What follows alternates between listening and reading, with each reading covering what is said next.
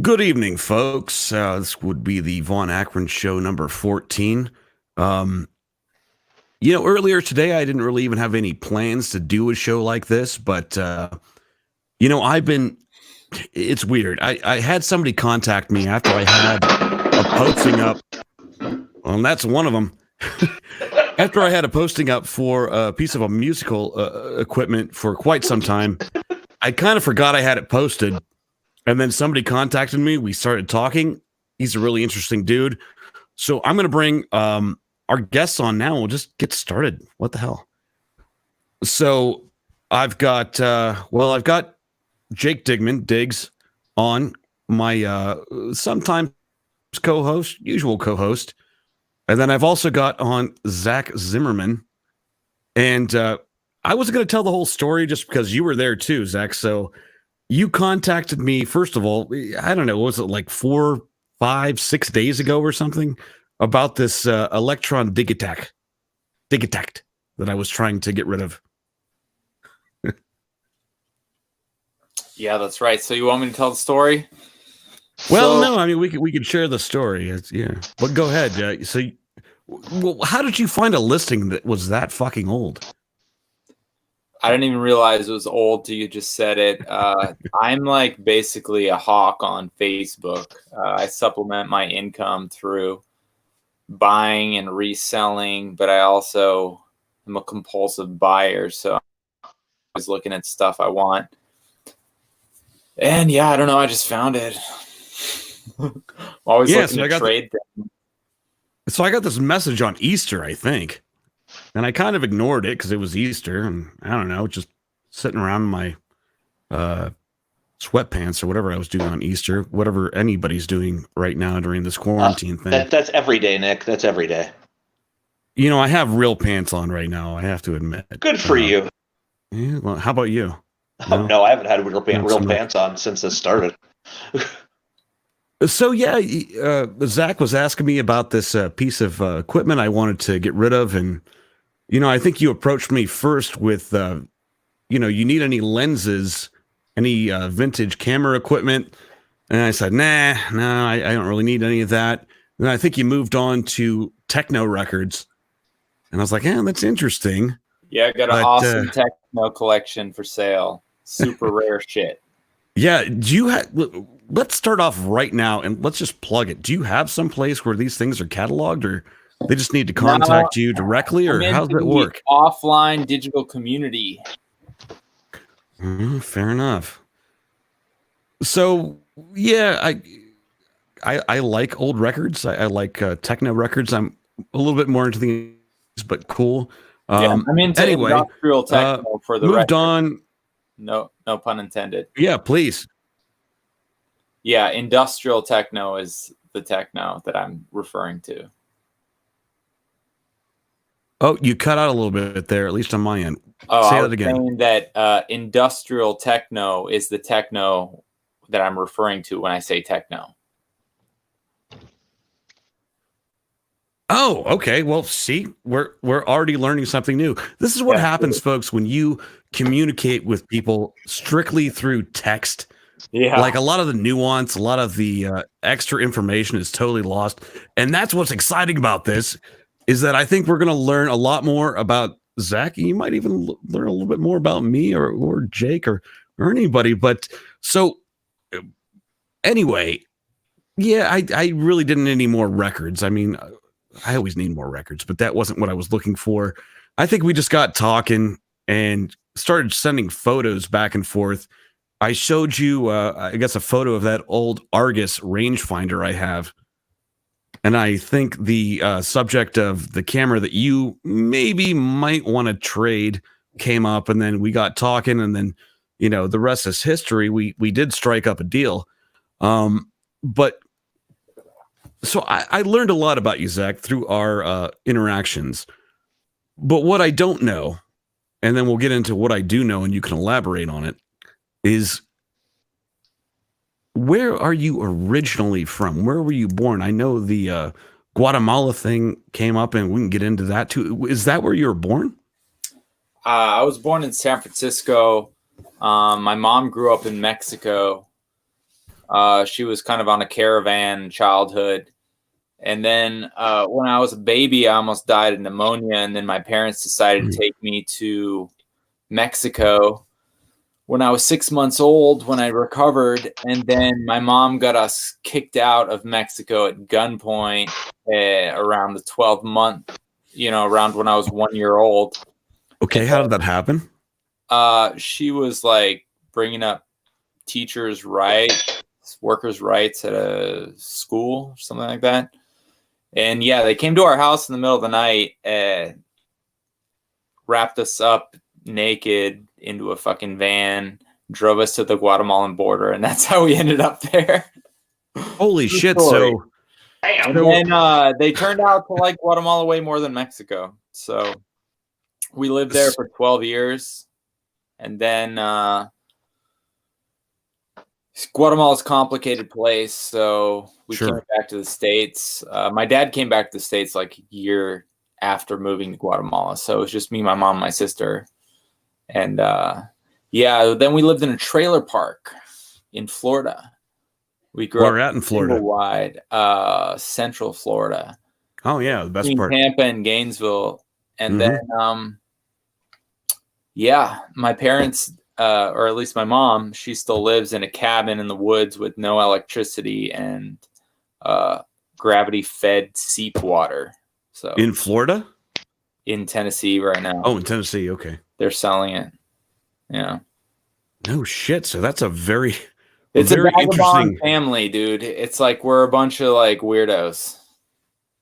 Well, I felt that way all my life too, but this is kind of extreme. I mean, and I guess first of all, Jesus Christ, getting kicked out of Mexico for organizing for teachers. Well, I mean, look, kids, that's a lesson number one for our First Amendment, I suppose, and having free speech. I mean, they can really do that? Or so were they citizens at the time, or just kind of living there? Or we always lived on tourist visas. The entire 12 years I lived in Guatemala, I was always on a tourist visa. So are they not really strict about making money when you're on the tourist visa, or how are you guys able to survive on that? Or was it kind of under the table sort of deal? Are you asking? What are you asking exactly? Well, so for 12 years on a tourist visa. Yeah. I mean, on a tourist visa, technically you're not allowed to, you're not allowed to work. You work under the table. Correct. Okay. Yeah. Okay. I get it. Yeah, you work basically for Americans that want to hire Americans.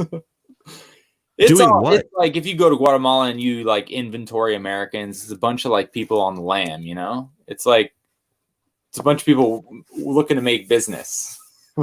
I gotcha. So when you were living there, what was your family doing? Yeah, so my mom actually ran a sweatshop. So I grew up hanging out at the sweatshop, and I had a very like firsthand experience on sweatshops. So like I used to hang out there, I was super friends with all the people. Like they were basically almost on a family level. And same with my mom. I mean, just because you want to call it a sweatshop doesn't mean that people don't care about each other. But yeah, that's what it was. So what did you see? I mean, what did you see in the sweatshop? I mean, this is a crazy thing. A bunch of people with sewing machines, basically frantically cutting up different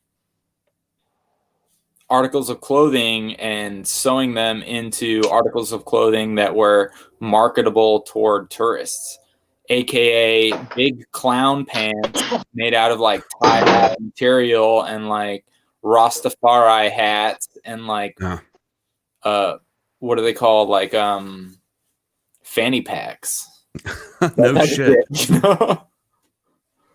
So what I'm curious about, because I've heard anecdote and I've also seen some data on this, in your experience, did people get out of the sweatshops? I mean, was that a stepping stone, or did they just pretty much stay there and that's what they did? I mean, what was it like for the workers?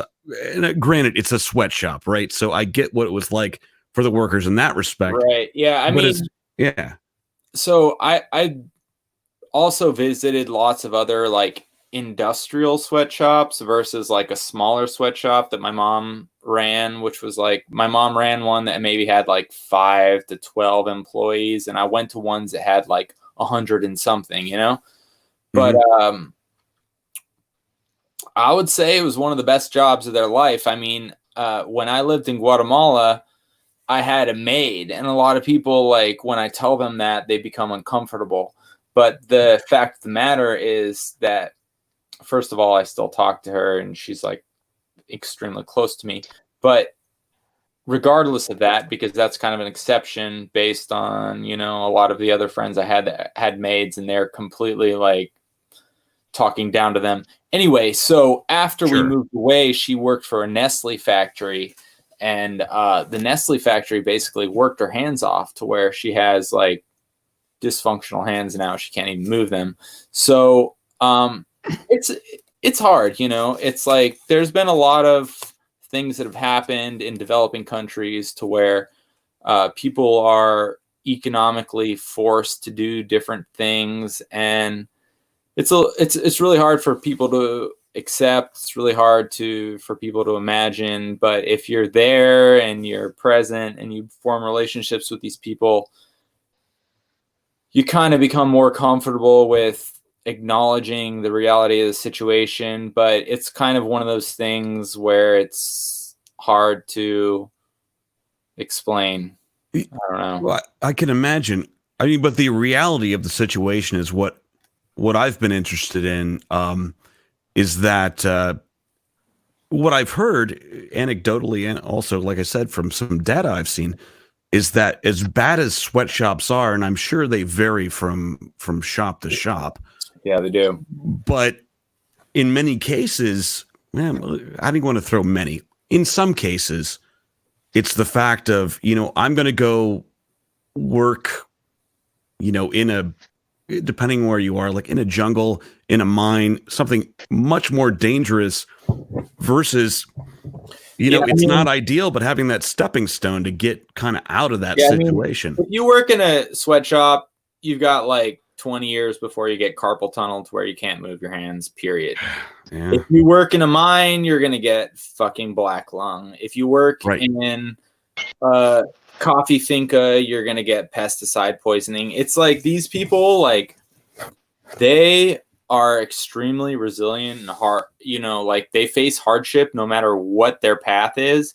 And a lot of them die before they're 50. And it's like, you can't really go fixing their problems unless you fix the economic relationship between nations. I mean, it's like, they're basically like a slave nation to the United States. So it's like, I don't know. Well, and I think a lot of that to reorganize our economic relationship with them in order for them to have a different economic reality, you know? Well, and a lot of it, I think, has to do with, you know, lending, right? Like the International Trade Organization, things, or IMF specifically. You know, they're famous for lending money to poor nations and them just being, you know, indebted to, you know, the upper tier nations, and, you know, getting into situations that are suboptimal. I mean, I agree. There's a whole long history of a whole bunch of fucked up shit that, you know, Europeans, the West in general, has done around the world. And I don't want to get too deep into it because that's really fucking depressing. And when I asked you to be on the show today, you said, well, I've been drinking. And I'm like, it's that kind of show, dude. So that's fine. But yeah, I mean, it's all I'm going to say, and I don't know if you agree. It sounds like you probably agree with this, is that it's probably not as black and white as what a lot of people think. I think there's a lot of gray area there because given the situation that you're in, I mean, if I just have to think of what I would do for my family, you know, and I mean, that leads into immigration and all kinds of other things. Right. Yeah.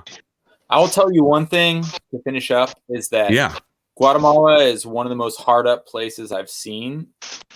I haven't been to a lot of places, but I have been to 25 countries or something. Guatemala is one of the most hard up places I've seen, and they rated first on the happiness index of the Western Hemisphere many years out of the last 10 years. So it just goes to show that attitude is everything, and regardless of, you know, your limitations, your attitude can kind of transport you out of that. I don't disagree with that, but that's very interesting fact. Jake, did you know Guatemala? I did not know that. They laugh everything off. They laugh about everything. Someone will like get their arm broken, everyone will be freaking laughing. Really? Well, I mean, I guess that's. I mean, look, we're all alive today. Or comedy. You gotta deal with what you got, you know? It's like Americans are a bunch of pussies, Guatemalans a bunch of hard up people, and it's like, who's got the heart of life? Maybe the pussies do. I don't know. Well, look, man, you know, I'm going to go a little off of my script here, and that's what we do. But I mean, that is a theory about civilization. I mean, it's that folks who have it harder or hardened, you know, they build and they build civilization. And things get better, and then when people get too soft, things tend to fall apart. I mean, I'm not saying I believe it or not, but there might be some merit to that. Oh, I absolutely believe that. There's some, I mean, just from our own personal life experiences, I would say all of us, I know speaking for myself, and probably you, Nick, you know, we have, you know, it's you have to experience those hardships in order to get hardened. And I kind of agree a little bit with Zach there. With like, you know, it's those who haven't experienced that hardship, you find ways to, like, even in the situation we're in right now, there are some of us who are coping just fine, while there are others who are going absolutely stir crazy insane, because I believe those are the kind of people that are so used to having everything catered to or coddled to about stuff and being in control of their situation. So yeah, you know, like it goes to, like, even in the United States, to the immigrant experience. I mean, my grandparents were immigrants. You know, they busted their ass. They made their way up. Or even now, Zach lives in Washington, D.C. So you've got lots of different communities there. It's a much more metropolitan area than we live in. However, even in the small hamlet city of Akron, Ohio, home of Devo, nice. We've always had pockets of immigrants who've like really busted their ass. You know, North Hill and Akron used to be all Italian and Polish and Irish. Now it's Nepali and Guatemalan. And I mean, it's interesting to me that the work, I don't know, is it just the work ethic? I suppose if you came from nothing, I mean, you would take this opportunity and you would run with it rather than just sit around and be a whiny bitch. Yeah. Go ahead. Go ahead. No, you. I was going to go off on a tangent. Go ahead. No, please do. No, this is what this is all about. I was just going to say that I've met more than 2 immigrants who have come from Central Asia, aka Nepal or whatever, and they went to Brazil first, learned how to speak Portuguese, then traveled to Colombia, then learned how to speak Spanish, and then worked their way up through Central America, working the whole time, of course, because you can't live without money, and then waited along the U.S.-Mexican border. And I mean, this is taking like 10 years. Don't think it's like efficient means to get here. Sure. And then finally get smuggled through via coyote, like everyone else does, which costs like average of like $5,000 to $10,000. Yeah, American. So it's like people are getting here through like the craziest path ever. And they are. Yeah, there's no easy way to do it either. I mean, yeah, it's nearly impossible right now. I mean, I know you said you work for a company that's covering some interesting thing like the Federalist Society and whatnot. Right. And I'm sure they have their views on it, but I mean, it's very difficult to get to this country now. When my grandparents immigrated, they got on a boat and they came here as displaced persons, as refugees, but you know, they were of European descent and it was very easy to get in. These days, it's completely different. And that's one of the problems I have. You know, I've got a lot of friends here, the older immigrant folks that I hang around with and whatever, and they say, well, we got here legally, so why shouldn't they? And I'm like, have you looked at it? I mean, times are different. Yeah, you can't it will no shit take you, depending on where you're from, like 20, 30 fucking years. And who's got that time when you got a fan and money? Money, yeah. Yeah, exactly. So, boy, this might be just like a political show. Again, Jake. I thought every show you did was a political show. Is it? Not really. I mean, not that much. I mean, we used to do political shows back in the day, and I don't get into it too much anymore, but it's not because I don't care and not because I don't have opinions. It's just because it doesn't seem to matter. So, and I just don't want to hear everybody argue with me and try to tell me I'm wrong. But, you know, we'll move along. So Zach does some amazing shit with cameras. Lenses, you sent me a picture, just a drawer full of different old lenses. What you told me, and I'll let you riff on this and explain it a little bit further, but what you said is you take old glass and you put it on new sensors. Now, I know what you mean when you say that, but what does that mean and what are you doing with that? Right. So, you know, the saying, they don't make them how they used to. Well, Sure. Lenses are a very good example of that. Glass in particular, coatings in particular. And the thing is that optics cameras have become so incredibly high resolution that they have gone beyond the capabilities of our eyes. And Sure. what we consider beautiful is not what we consider optically perfect. So people are going back to using old lenses, and there's been this resurgence of cottage industries making up like adapters, which can be bought for 10 to 30 bucks on eBay, where you can basically adapt any old lens to any modern camera. So basically, there's a world of opportunity out there to kind of bring your modern camera back to a halfway point of film and digital. And I'm personally fascinated with it. I also I'm a pathological hoarder. So being able to like buy a bunch of lenses and sell off the ones I can and keep the ones I like are kind of like fun for me. But that's basically it. Well, I think we can all relate to being pathological hoarders. You can't see my den behind me, but I've just got shitloads of tchotchkes and art and records and whatever. And then Jake, I have no idea what you're talking about. I have no idea what I'm talking about. Yeah, You've got that shit behind your head. What is that, Star Wars? just place? There's quite a few, and then there's that, and then that. Damn, dude. Yeah, there's quite. I got quite a bit of things. Is that SpongeBob? Yeah, that's a Patrick from SpongeBob up there. Yeah, my living room is a bar, and my dining room is a toy museum. Sweet. But what I was going to ask too, in particular, so you know, you'd think lens technology now with computer controlled shaping and everything. I mean, it must be really awesome. Or are you saying that the older lenses were better, as in they're clearer? Like, there were certain compromises that were made.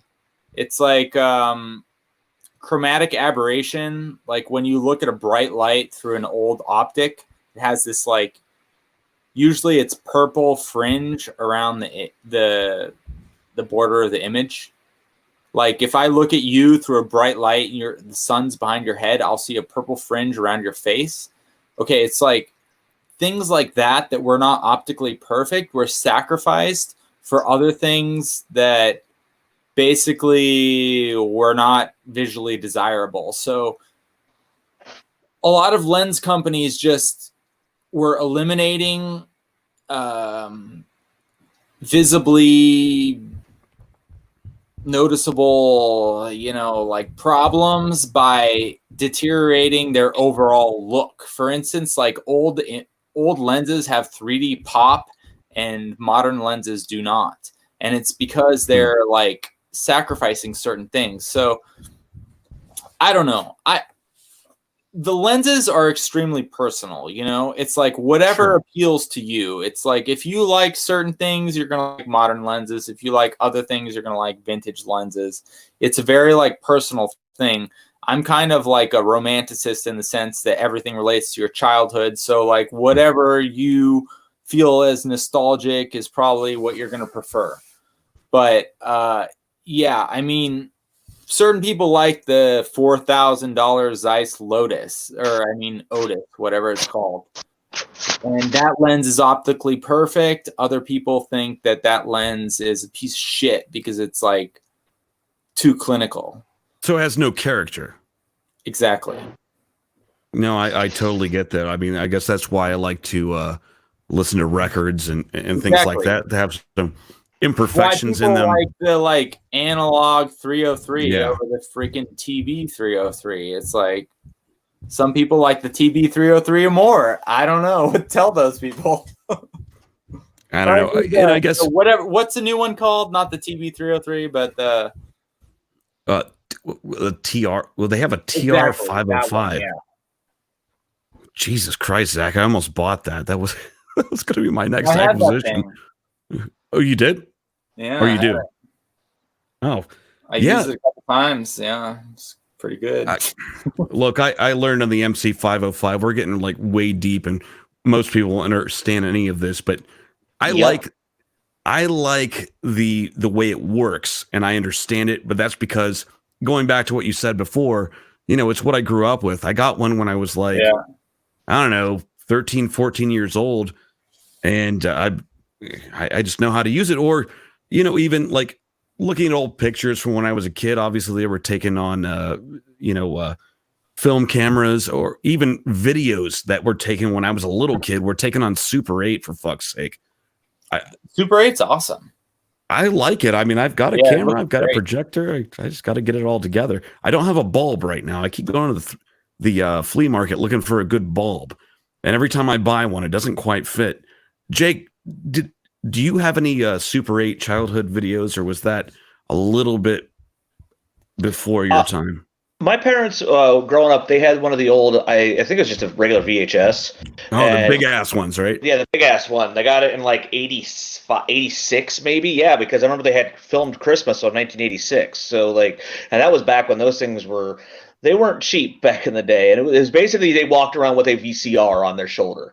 And that was a full-sized VHS tape, right? It was a full-size VHS tape, and they'd walk around and take that. And I remember as a kid, my parents renting the tapes from the video store and copying them over onto the blank tapes. And we have this vast selection of movies library going on, because that's what people did back then. But I mean, I don't know. I think it was great that we were fortunate enough to have like videotapes of a lot of memories from back in those days. Unfortunately, as happens to a lot of things in life, many of those tapes were destroyed in a great flood in a basement. I had to tell my mom that. I was like, oh man, because I was going to put all of them together on a DVD and give like as a gift to like the family. And there was a water main break, and they got I don't know how many got destroyed, but quite a few. Like half of the VHS tapes in my collection were wiped out that day. Well, dude, it doesn't even have to be a flood. I mean, those VHS tapes, they don't necessarily hold up over time, unfortunately. No. I mean, especially I've got if you taped over things over and over again. Yeah, like we all did. I mean, I have one VCR left, and that sucker has eaten two of my most cherished tapes. Not childhood tapes, luckily, but tapes I made like when I lived in Austin. I did like little public access TV. Like Alex Jones was on at that time, and like all these other cut ups, and it was so much fucking fun. Totally gone. I've got like so there's Super 8 film, and there was also a Super 8 or a High 8, actually they called it, magnetic format as well, which came after the VHS camcorders, and I've got a whole shitload of those too, and I've got two of those machines, and neither one of them will play it anymore. So, my uncle had a Beta. That was pretty cool. First time I saw Ice Pirates was on beta. I've never seen Ice Pirates. Yeah.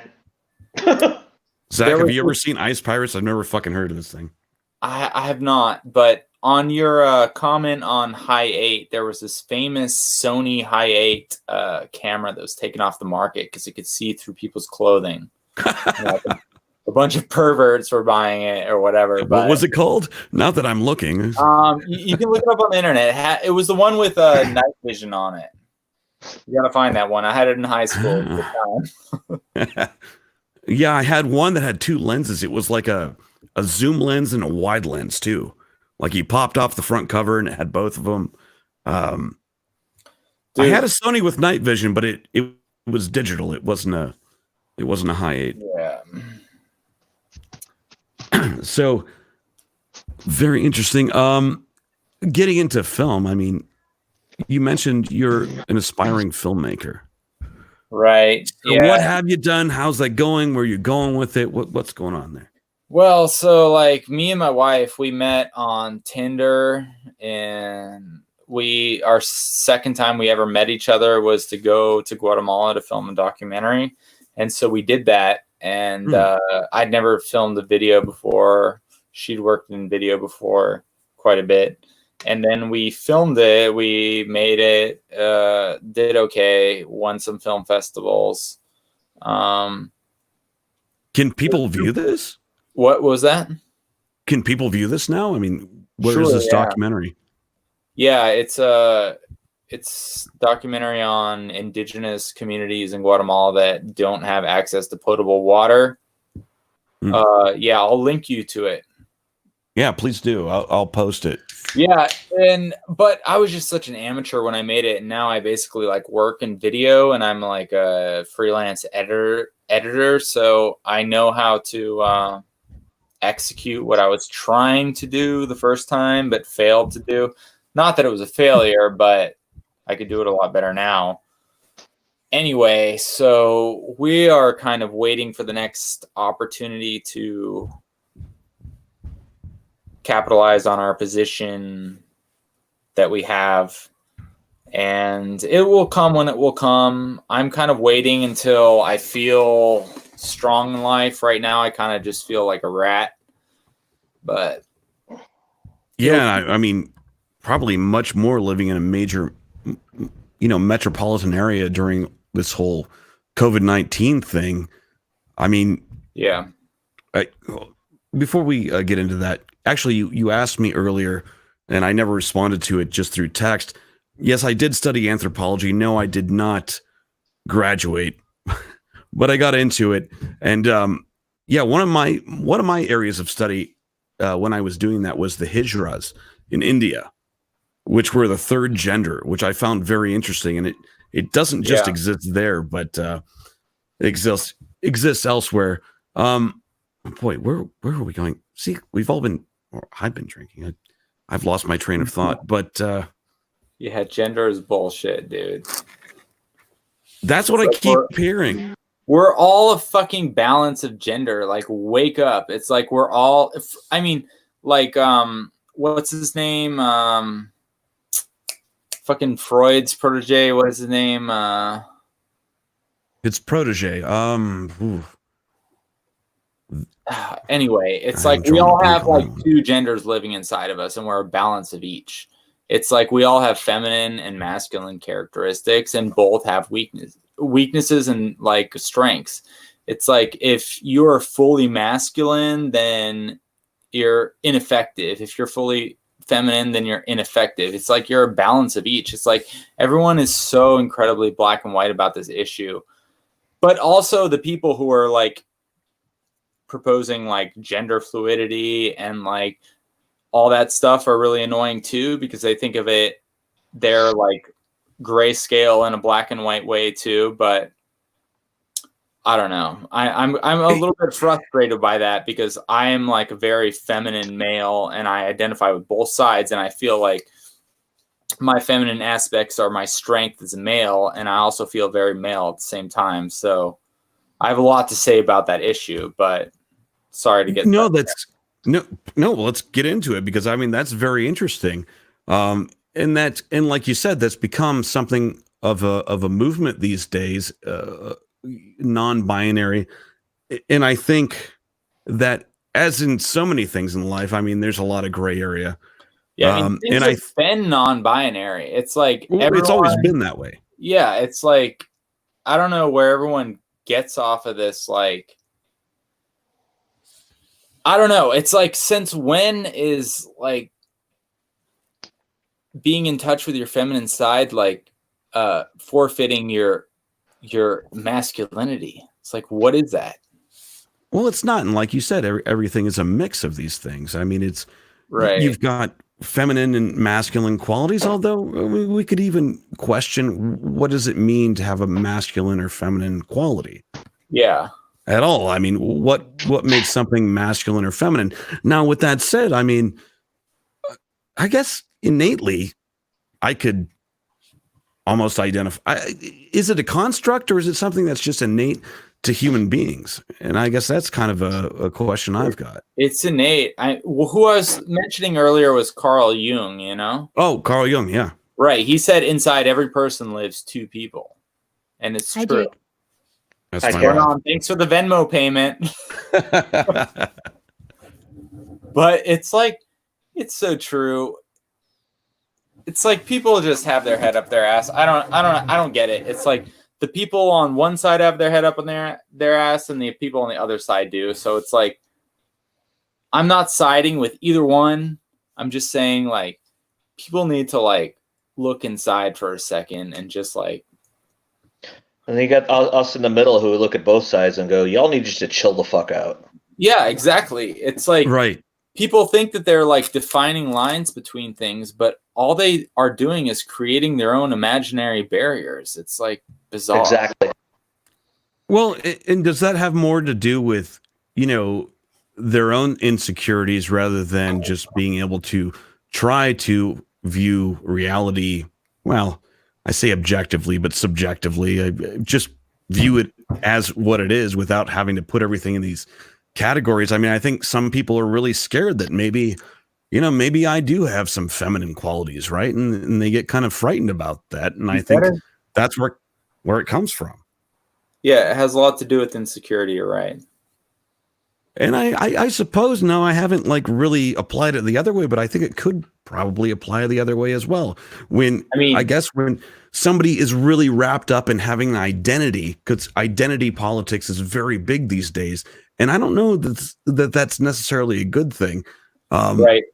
But I think they're so wrapped up in being this that any challenge to that, right, gets reacted to in an extreme way. Go ahead, Diggs. I was just going to say, it's like, Nick, it goes back to the psychology of the crowd and the need for inclusion. And people are going to be people tend to gravitate towards what is more like them. And at the same time, when it's all of a sudden, it's like when, the kid on the playground in school or growing up all picked on the other kid. Sometimes I was the kid that got picked on. Sometimes I picked on the other kid because I wasn't the kid getting picked on. And it was that feeling of being accepted. And I think that's just something that was kind of like brought up in how we're raised, at least here, to what identifies that as the gender identification in a way. And like where it's if you're a boy, we're taught, don't cry, don't show this. And at the same time, they tell little girls, you need to be more effeminate or no boy will ever like you. Like, you can't go play sport. You can't beat them or else you have to play in sports. Don't beat them or they won't like you. And I think it's just kind of a byproduct of how we are. And as we go forward and more people who identify and are aware of these certain aspects are having their own kids, it makes them more open-minded to the world that's out there. And then it's like, instead of focusing on our differences, we can actually grow and focus on our commonalities and be like, okay, hey, we disagree on this, but hey, we both like beer. Okay, cool. Let's go with what we agree with. Yeah. Yeah, perhaps that, or, these changes in society tend to be pendulum swings too. I mean, it goes from one extreme to the other. Now you're still going to have different factions battling that. And I think maybe a little bit of oversensitivity, and I say that lightly, or I say that carefully, because these things are real, and I don't want to discount anybody's experience, but I think you get into a little bit of that oversensitivity, then it swings back to just non-sensitivity, and hopefully we can get to a point in the future where it's just not a big deal. Or just a balance. Yeah, I would just be you, right? I mean, I don't know. It's complicated. We actually are going to have a whole show about this with Brian Hagan, who is going to bring on some folks who know even more about this and have more personal experience about this than probably any of us. But I'm glad this came up today, because it's I don't know. It's something that people get so bent out of shape about, and I just don't understand why. There's this old saying that says, like, there's two types of people. There's people that know who they are via an internal identification, and there's another type of person that needs to belong to an external network of pre-established identification. And I feel like part of identity politics is people's own poverty in relation to the way that they are able to connect to their own identity, aside from connecting to any pre-constructed network of who they should be or how they should feel according to any details about who they are. You know what I'm saying? It's like, I do. Like, you either know who you are or you don't know who you are, and you see an umbrella in which you think you might fit, and then you try to fit in that umbrella, and you become an identity, like a collective identity. And it's okay to be a collective identity, but it's also really good to know thyself, not to quote the Bible, but like, I don't know. It's good to like know who you are and feel genderless or raceless or whatever. And sure, that's a privileged thing to say because I'm like sitting on top of the freaking triangle, but sure, I can't imagine. Relevant. And that's an interesting point, and I don't even think it's that binary. I think I'd like to throw in a third option, is that you either know who you are, or you know that you don't know who you are, and you're just trying to figure it out, and that's okay. Or like you said, you want to just identify with some group, and I guess that's been going on forever. It's just the parameters. Yeah, it's been going on forever. I mean, look at organized religion. It's like, I'm a Christian just like you. Can't we rejoice together? It's like, it's a bunch of people that don't know who they are. They're looking for community. They're looking for commonality.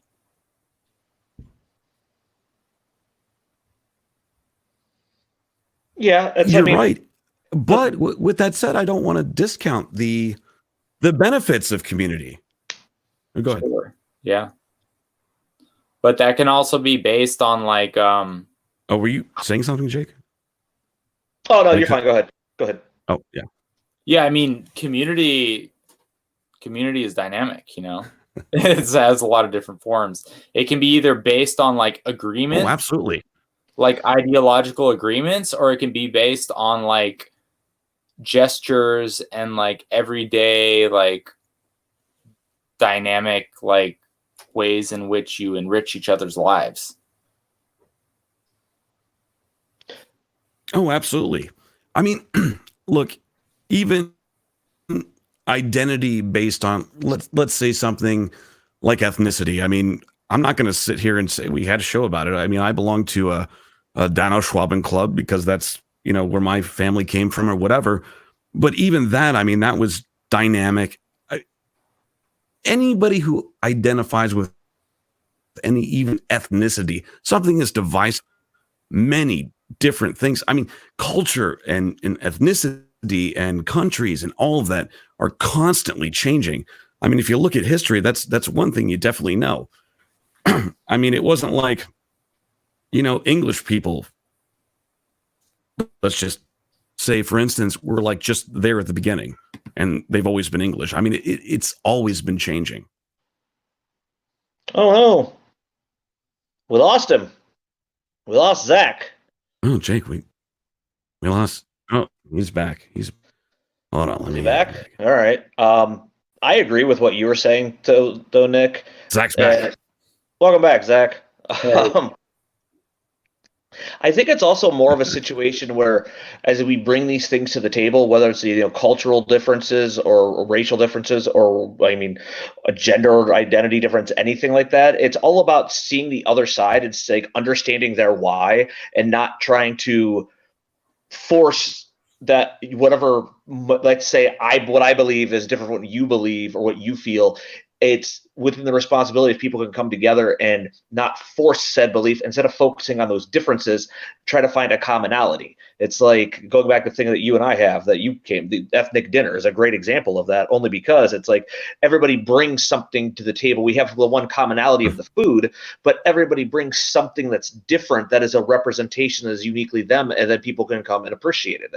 And something like that, and that's why Bourdain was great for bringing somebody together, bringing the world together through something that we have as a commonality of food, something like that. I just think if we found more things that were in common, it would make things grow. Zach, you don't know what. Go ahead, Nick. You cut out a little bit there. No, Zach, you don't know. We actually have something we call ethnic dinner. We've been doing it for 12 years now. It started out with, 10 people or something, and it's grown into something where we have 50, 70 people at one of our small houses, and we all get together. We bring an ethnic dish either from our own ethnic background or something we just really like. We bring a drink. We raise money usually for Humane Society or something like that, and it's grown into a really awesome, fun thing where we get together and get to meet people like friends of friends, people we don't even know, and get to share all of that. I mean, it's actually been a really cool time. Nice. Appreciation of culture. There you go. That's what the world needs more. Well, I mean, as much as you can appreciate it when you're, 3 sheets to the wind on the Schlivovitz, Yeah, well, just cut the lamb already. Yeah, we always do make the lamb. Oh, speaking of lamb, my mom made lamb for Easter this year. I don't think she's ever going back to anything else. Doesn't it seem a little sacrilege? I don't know. Yeah, I don't even want to get into that. I don't know. It's good. So who knows if this is going to be the last subject tonight, but we'll get into it. So Zach mentioned in DC they stream over the air Sputnik Radio, which I had not heard about, so I looked it up, and that is a radio station sponsored by the Russian state. And first thing when you said Sputnik Radio, I was like, oh, they just play Sig Sig Sputnik all day. I would totally listen to that. That is awesome. I think they play it in Cleveland. Do they? I think so. I don't know that I've ever heard it. And it's then a new thing. If they do, they just open it up the last 4 months or something like that. It's possible. Maybe we're outside of the broadcast range down here in Akron. Really we're about broadcast range, yeah. Because even when I go 20 miles away, I don't get it. Yeah, because we're 30 miles or so from maybe wherever it's broadcast. I'm a little further than you, Jake. But, so there's Sputnik Radio, there's Russia Today, which has been on for a long time. Some of my old libertarian cohorts, what was his name? Adam, I'm drawing a blank. Anyway, he had a show on there. So what my thought on this is, and I'll probably get some shit for this, but I think that it's healthy as long as you don't buy it without a grain of salt to sort of have a counterbalance to, what we can call corporate American media. And I don't say it like it's some big conspiracy. I mean, it's really easy to understand. I mean, your commercial stations in the United States, right? They rely on ad revenue. And that's what funds the news. So they have to have that at least in the back of their mind when they're doing programming. It's like, on Sunday morning, you get that show, what the hell, Meet the Press or whatever else it's called. And they have Boeing and Raytheon commercials. It's like, okay, I know who's paying your bills. I think it's interesting to have both perspectives, but there's been a lot of push these days to sort of shut down that other perspective. Now, again, I'm not saying that it's beyond scrutiny. I mean, some things they're saying are probably absolute bullshit, but it's the same for our media. And I don't know. It's interesting that you brought that up.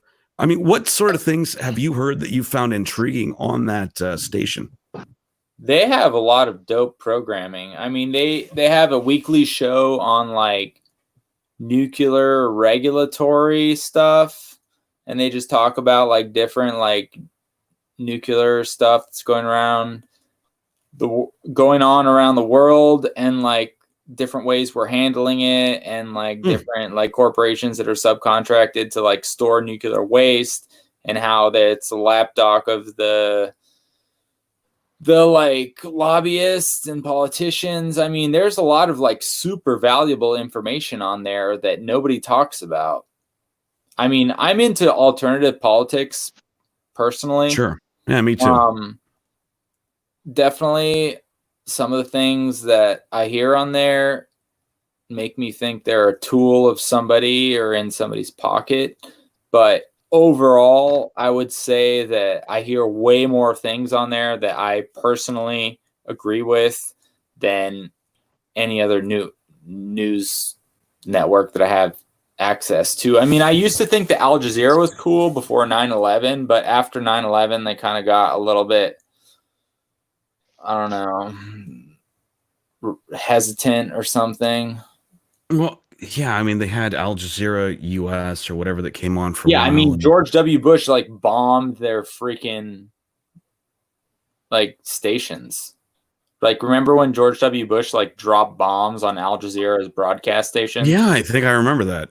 Yeah, as if just because Al Qaeda and Al Jazeera both have "the" in front of them, you know. Speaking of Al, wasn't Al Gore like a big investor in Al Jazeera America? I remember a story about that a while back. I have no idea. Who cares? But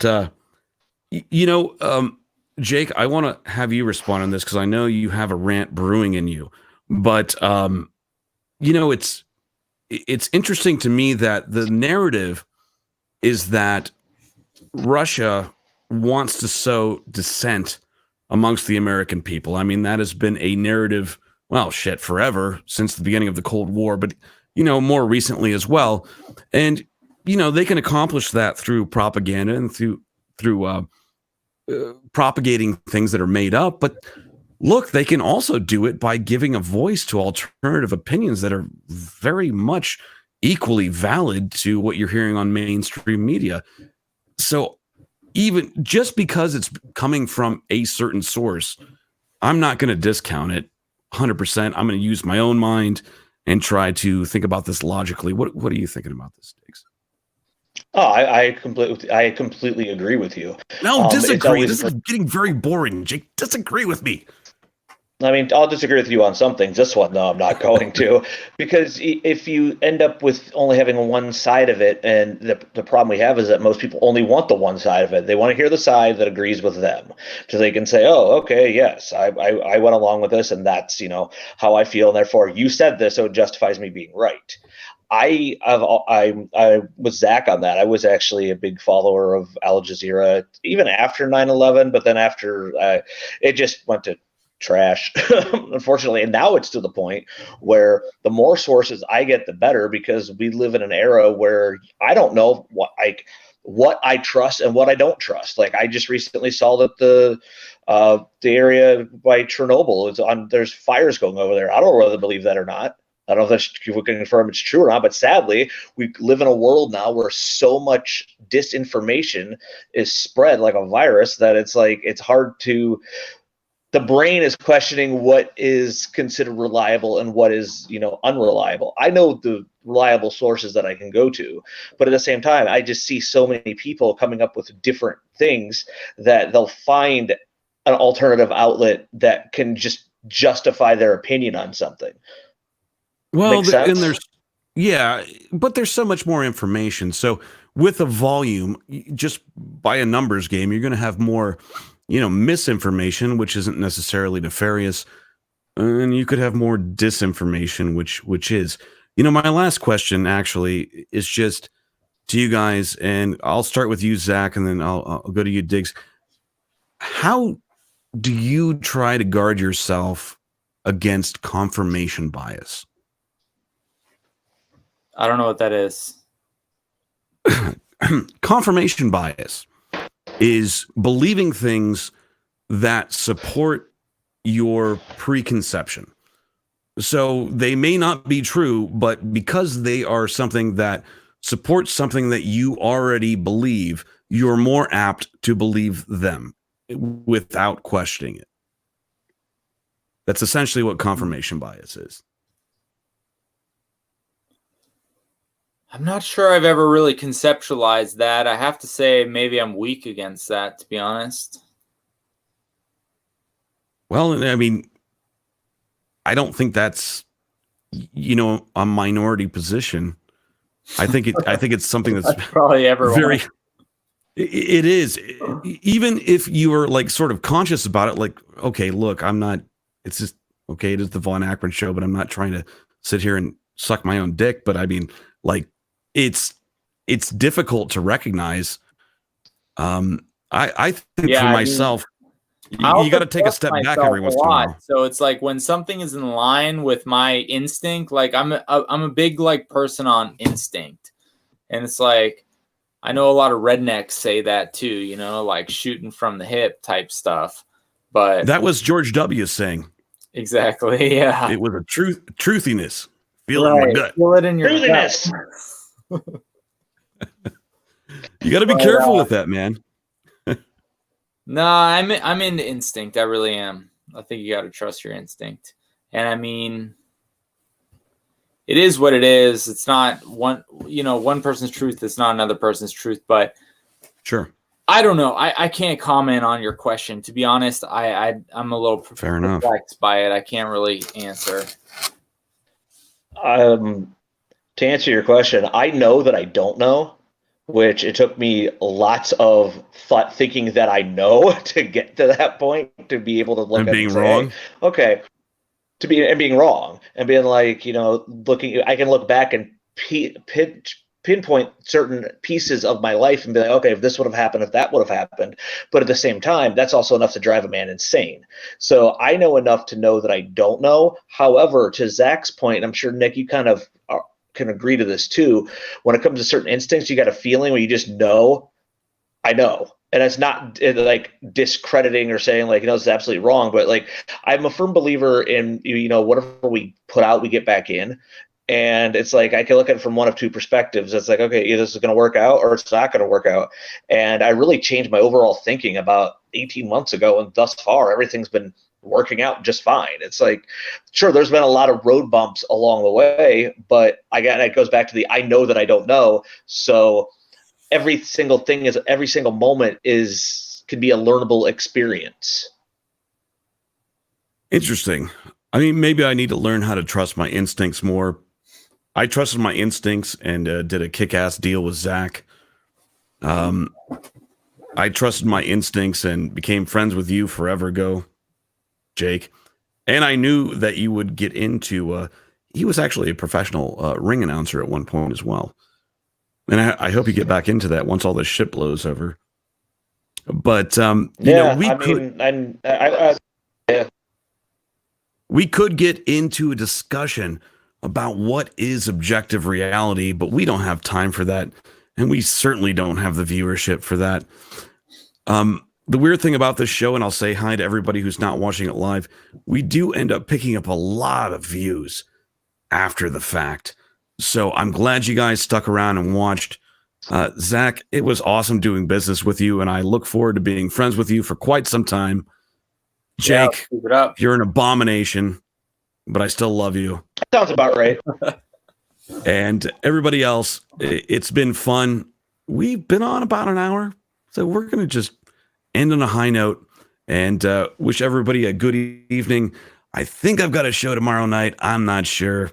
We'll find out. Anyway, everybody stay safe. Yeah, that's how I find out too. Exactly. I text you like 10 minutes before. Cheers. Later, guys. Cheers. Peace.